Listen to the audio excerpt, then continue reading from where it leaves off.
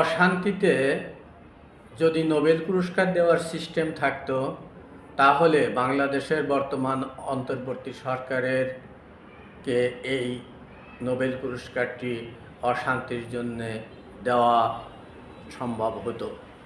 বিশেষ করে এই ক্ষেত্রে ডক্টর ইউনূস অশান্তির জন্য আরেকটি নোবেল পুরস্কার পেতেন, এমন মন্তব্য করেছেন জাতীয় পার্টির চেয়ারম্যান জি.এম. কাদের।